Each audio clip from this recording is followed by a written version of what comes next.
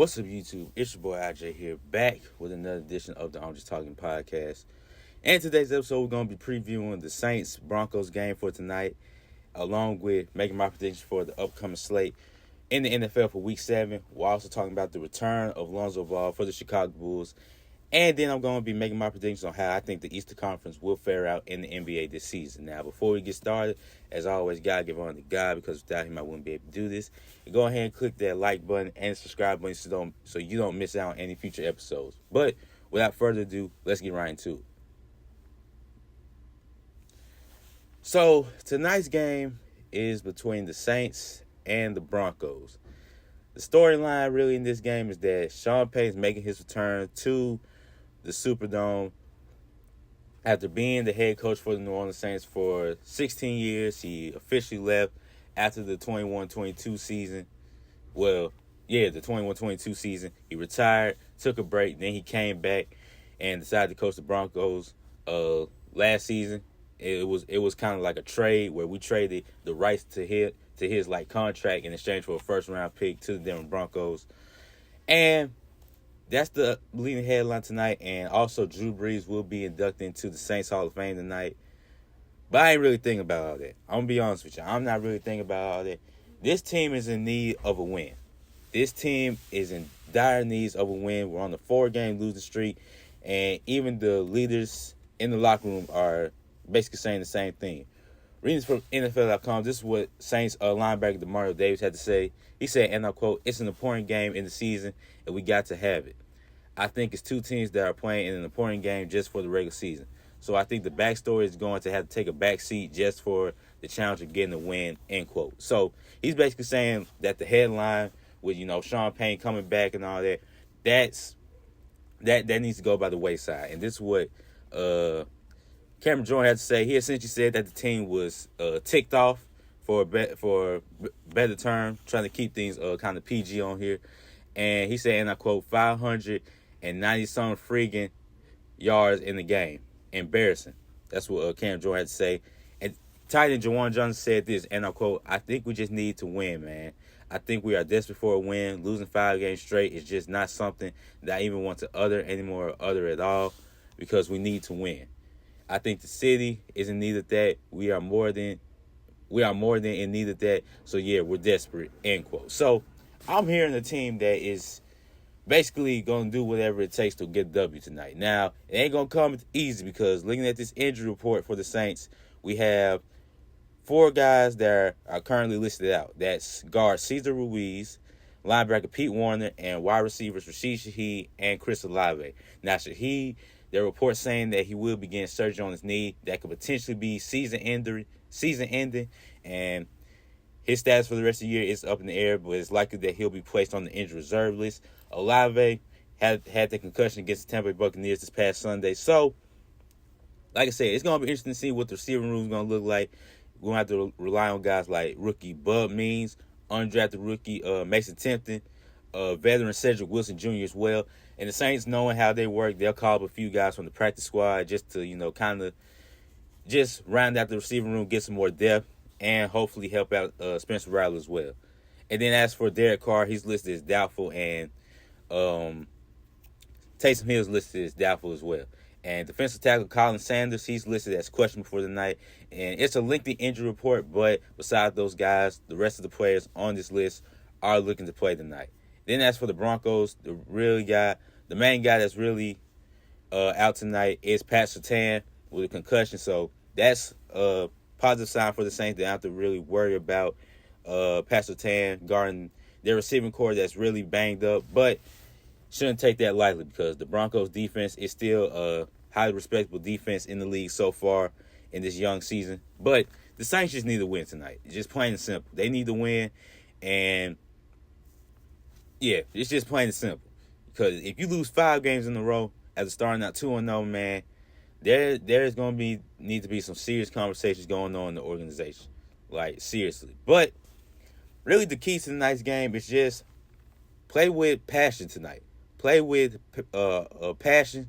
Play as if your job is on the line tonight, because let's be honest, if we lose tonight, there will be some players that the Saints will probably trade, because at that point the season's probably lost, and they'll be looking towards the future. So play as if your job is on the line tonight, and just play with heart.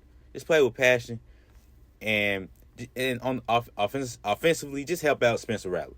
Spencer Rattler, like I said, he did pretty well in his debut game against the Bucks, but I feel as if there were like some things that the supporting cast could have done better around him. There were a lot of drop passes, and the O-line, they started to break down a little bit, so if they can just hold up for him, I think he'll do well tonight.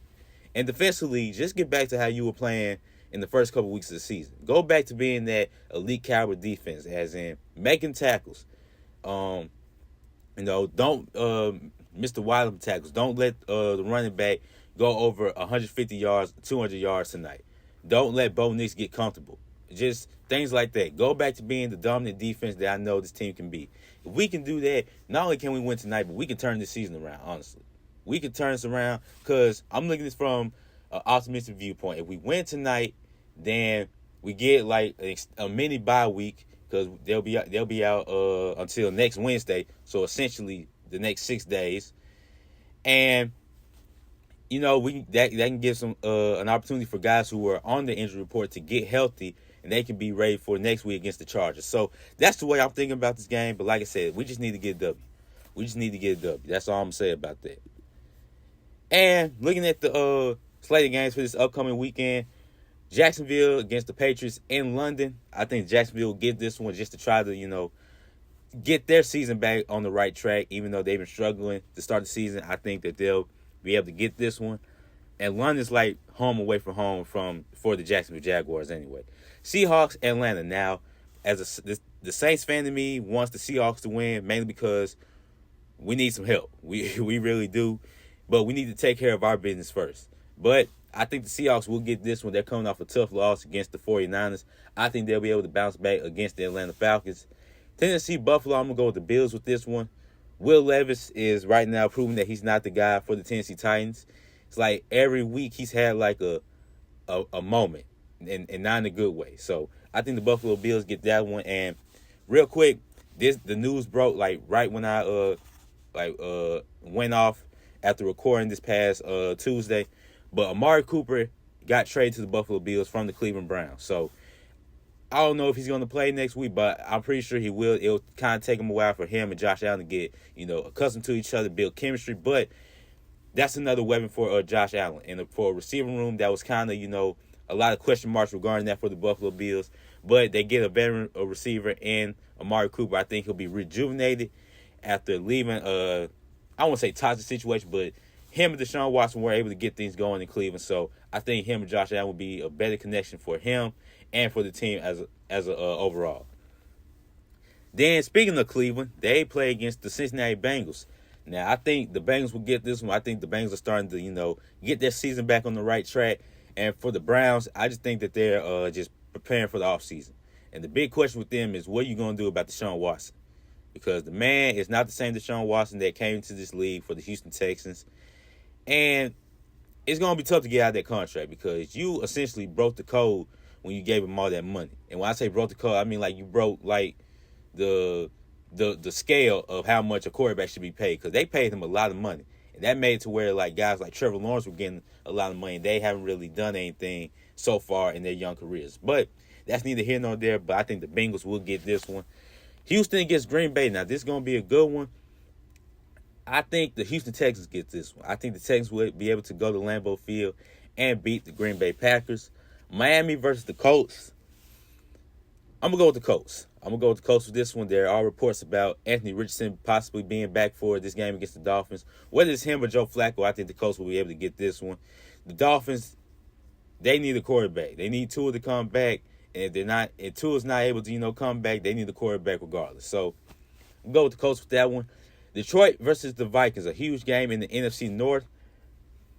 I'm going to go with Detroit with this one. I'm going to go with the Detroit Lions because, A, they're clicking on all cylinders. And let me tell you, it was just so funny on how they were treating the Dallas Cowboys. I almost felt bad for the Cowboys because it got to the point where they were legit throwing, they were legit throwing passes to their offensive linemen. They were calling the plays for their offensive linemen. Dan Skipper was running like a kind of like a vertical seam route in the end zone. Then they did like a hook and ladder to Penei Sewell, and Dan Skipper was even running the wide receiver route, lined up at the wide receiver spot. So they were just torn with the Cowboys, but I think it will be a much better matchup against the Vikings. But I think they'll be able to get this one. As long as they're able to contain Justin Jefferson, then they'll be straight. Philly versus the Giants. Now, this is a game where Saquon Barkley is returning to the New York Giants after leaving in free agency to sign with the Eagles. And I don't know, because the Giants, they did pretty well last week against the Bengals. I'll give them that. Defensively, they did pretty well, obviously, except for that last drive. But the Giants, they've been playing okay. They've been playing pretty okay. I don't know. I think the Eagles will still find a way to get this one, but I wouldn't be surprised if the Giants get an upset victory. But I'm going to rock with the Eagles with that one just to make it official. Las Vegas versus the Rams. I'm going to go with the Rams with this one. The Raiders, they're a team, and I don't even know what to call it. They just traded away Devontae Adams in a situation that I think will eventually help both teams. The Jets, they'll, probably get some much-needed star power offensively, while the Raiders are looking towards the future, and they'll be able to finally focus on that and focus on the football team. But I think the Rams will be able to get this one. Carolina versus the Commanders. I'm going to go with the Commanders. Jaden Daniels, my fault. He's been playing out of his mind. He's playing out of his mind. They had a tough loss against the Ravens, but I think they'll be able to bounce back against the Panthers. Kansas City versus the San Francisco 49ers. This is a rematch from last year's Super Bowl. And I'm going to go Kansas City just by default. That's no disrespect to the San Francisco 49ers, but they're still without Christian McCaffrey. They have the receiving core back. They have George Kittle back. But Kansas City, man, it's the fact that Patrick Mahomes is having his worst statistical season to start the year, and they still 5-0. So I think it'll be a good one, but I think Kansas City will be able to get some. And then the Sunday night game between the Jets and the Steelers. Now, this is the game where for the Jets, it's going to be Devontae and Aaron Rodgers being on the field. They're saying that Devontae Adams will be playing this Sunday. I just find it funny that he just magically healed from that hamstring injury. I'm going to start calling it the trade hamstring injury. Basically, when a player wants out of a team or wants to get traded, they'll say that their hamstring hurts or something. And by the time they get traded, they 100% healed. But that's not my place to, debate whether or not he was actually hurt. But that's the thing with these trades, man. Sometimes they're hurt, quote unquote, and then once they get traded, they're all better. But that's neither here nor there. As for the Steelers, they're saying that there's a possible consideration to have Russell Wilson start for the Steelers, even though Justin Fields has been playing pretty well for them. Mike Tomlin will ultimately make that final decision. But I think the Steelers will be able to get this one. The Jets, even though I think they'll be better with Devontae Adams, that defensive pressure with T.J. Watt and those boys for the Pittsburgh Steelers, they're going to pressure Aaron Rodgers. And if the O-line can't hold up, I think Pittsburgh will be able to get the victory no matter who's the quarterback. Then the Monday night games, we have the Baltimore Ravens taking on the Tampa Bay Buccaneers. I think the Ravens will get this one. They're starting to, click offensively and defensively for the Ravens. And then we have another Monday night game that's exclusively on ESPN Plus between the Chargers and the Cardinals. I'm going to go with Arizona for this one because, well, just because. But, yeah, those are my picks for this upcoming week. I'm going to rock with the Jaguars, Seahawks, Bills, Bengals, Texans, Colts, Lions, Eagles, Rams, Commanders, Chiefs, Steelers, Ravens, and Cardinals. The Chicago Bulls, number 2, Lonzo Ball.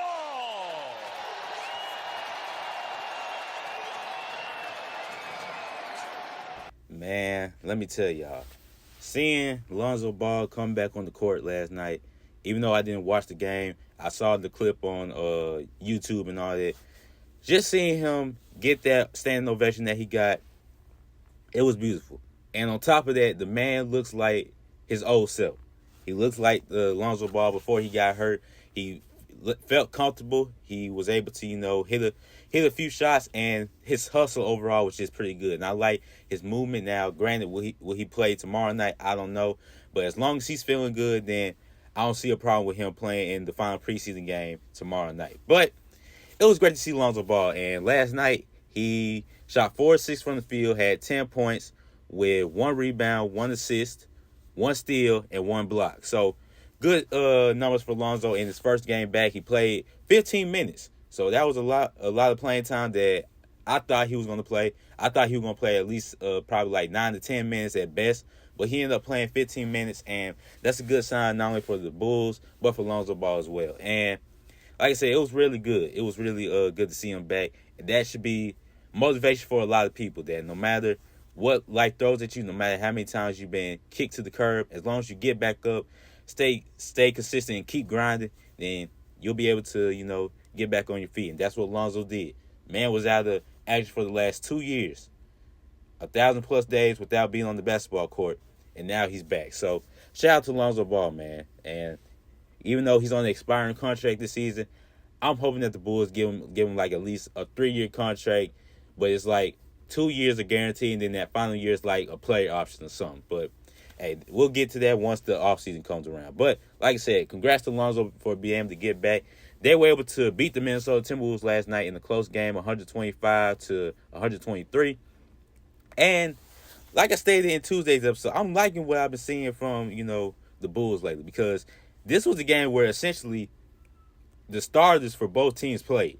So if they're able to, keep this up, granted, I know it's preseason, but if they're able to, carry this momentum into the regular season, I wouldn't be surprised if the Bulls fool around and make some noise this upcoming season. And they're playing at a faster pace. That's what I noticed, like, from the highlights that I saw when Lonzo was on the court. They were playing at at a faster pace, and they were just having fun. They were bought into the system, and they were just, like I said, having fun and just enjoying the moment out there.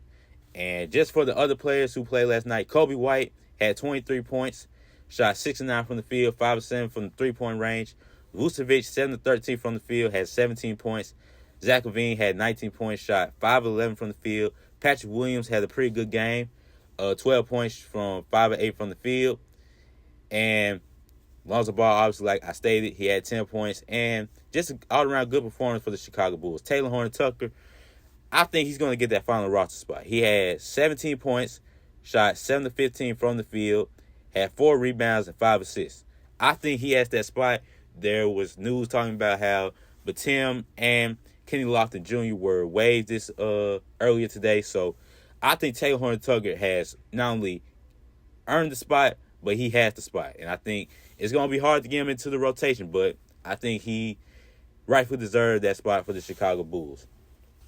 And real quick, just want to make my predictions for this upcoming season. We're going to talk about the Eastern Conference today. And next week, we're going to be talking about the Western Conference. I'll make my predictions for that. But let's look at the Eastern Conference. At number 1, I think the number 1 seed will go to the Boston Celtics. Obviously, they're the team to beat this season. They're basically running it back with the same core. The only question is, with Kristaps Porzingis being out to start the season, will they be able to keep that momentum going without him? And when he comes back, can he be able to, return the form, basically?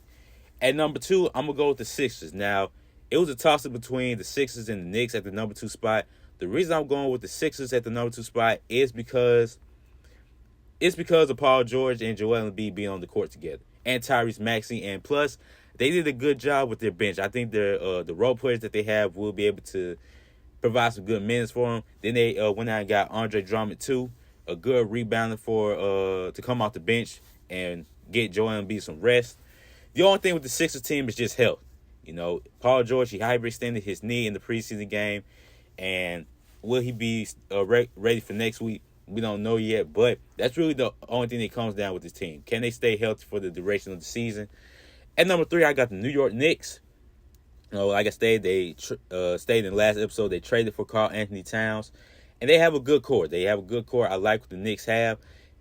The only question with the Knicks is, can they be able to stay healthy throughout the playoffs, and can Jalen Brunson get good chemistry going with Karl Anthony Towns? Can they be able to, coexist with each other and just being able to, I don't want to put this, just make sure that both guys are getting the buckets up. And like I said, health is crucial for the Knicks because they had a lot of health issues. Mitchell Robinson probably won't be back until January of 2025. So, like I said, health is essential for both the Knicks and the 76ers.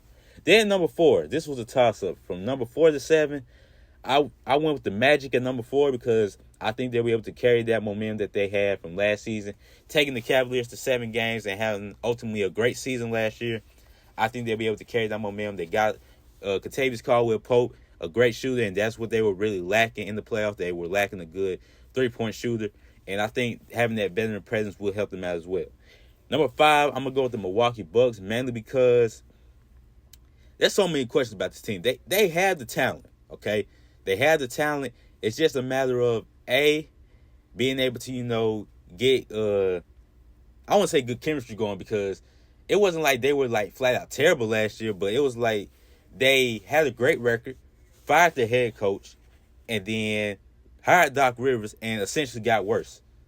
I don't know how that happens, but and then not to mention they were without Giannis, and they were just banged up in the playoffs in that first round series against the Pacers. So the Pacers were able to take advantage of that.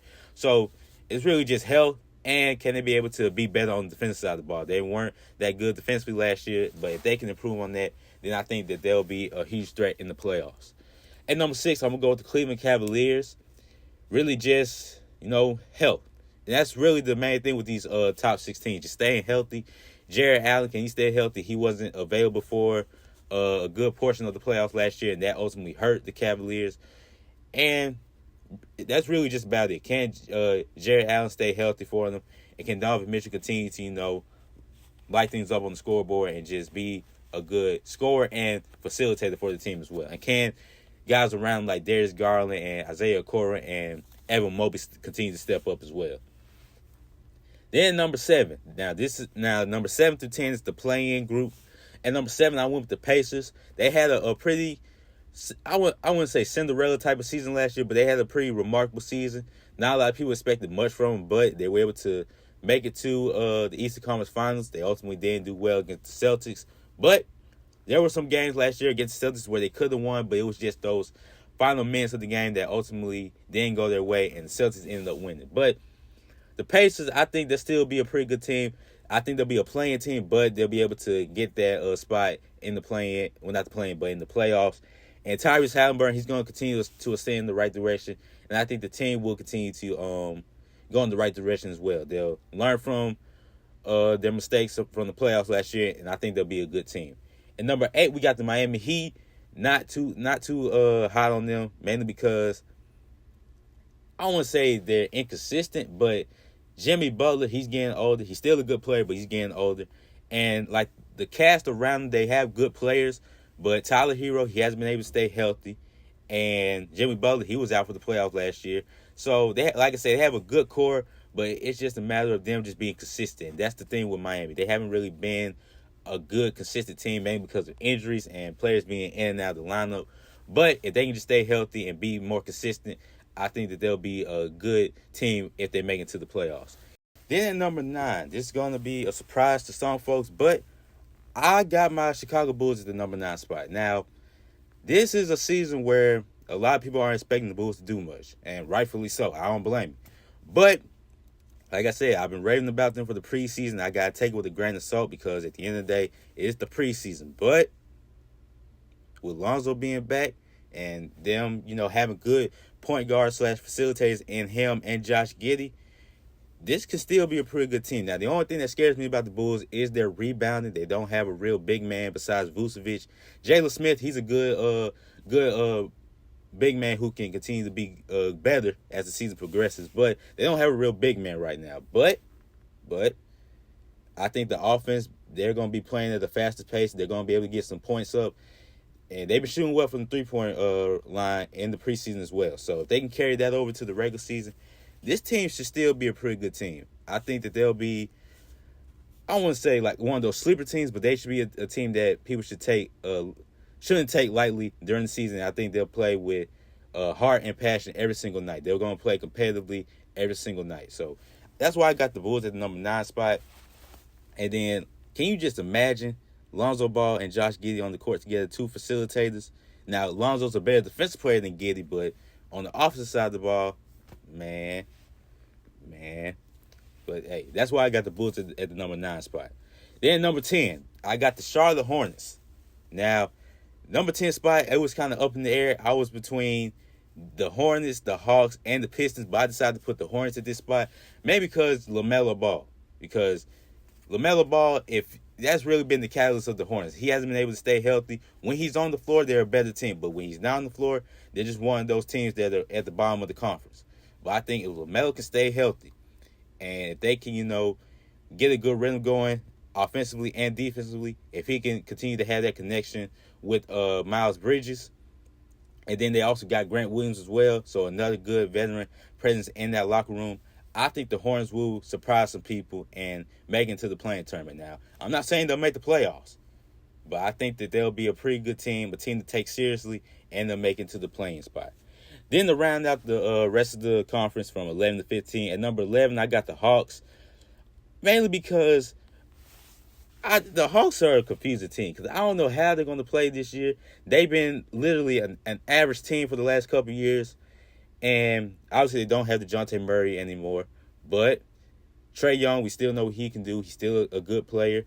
It's just that the cast around Trae Young, that concerns me. I don't know how they're going to be able to, get some good production besides him. They still have Clint Capella. He can still be a good rebounder. But at the end of the day, I think the Hawks won't make the playing tournament. I think they'll be at the number 11 spot.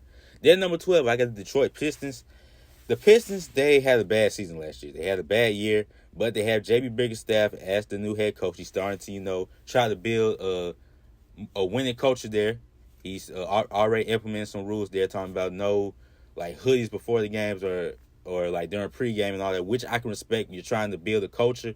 And the Pistons, I think that they're going to be a competitive team. They're going to be a really, really good team. They're going to be better than they were last year. But I just don't think this year's going to be where they take that step to the next level. I think they're going to be, better than last year because it couldn't get any worse than last year. But I just don't think they're going to be able to, take that next step in the right direction just yet. Then the Toronto Raptors at the number 13 spot.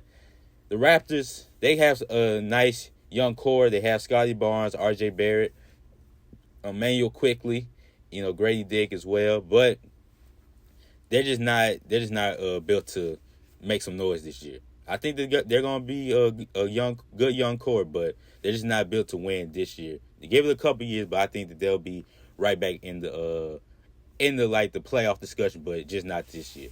Then number 4, you got the Brooklyn Nets. This is a team where they have talent. They got Ben Simmons, if he can just stay healthy, they may actually be more competitive than I'm thinking that they'll be this year. They have Dennis Schroeder. They have Cam Thomas, Nicholas Claxton. They still have a good young talent on the team, Cam Johnson as well. But I just don't see them being a good team this year. I just don't think that they're going to be a really good team this year. They may not be number 14 bad, but I just think that it's going to be a period where they're struggling. Then the season, then they just probably find someone who could trade for Ben Simmons or something like that, and they just get young pieces and draft picks going to the trade deadline. Then number 15, you got the Washington Wizards. Even in the preseason, they don't look good. they really don't look good right now. The Wizards, it's going to take them probably 2 to 3 years to finally be a competitive team, if you ask me. They're just Jordan Poole. I'm hoping that he has a good season this year. I really am. But I just don't think this team's going to be any good this year. And that's just my opinion, but I just think that they're going to be at the bottom of the Western Conference. But not the Western Conference, but the Eastern Conference. But yeah, those are the teams that I have. I'm predicting that how they're going to fare out in the Eastern Conference. Tuesday, I will be going over the Western Conference, and then I'll make my predictions for the Tuesday night games for the NBA as the NBA season will officially kick off next Tuesday. But yeah, that's today's episode. Appreciate you guys for tuning in and listening. And tonight's game will be exclusively on Prime Video between the Saints and the Broncos. I'm going to need y'all to pray for this team. I really do. I'm going to need y'all to pray for this team. Y'all don't pray for this team. Just pray for my mental health. Okay? Just pray for my mental health and my well-being. Okay? And yeah. Again, appreciate you guys for tuning in and listening. As always, KGF, keep God first. Love y'all. Appreciate y'all. Peace. I'm out.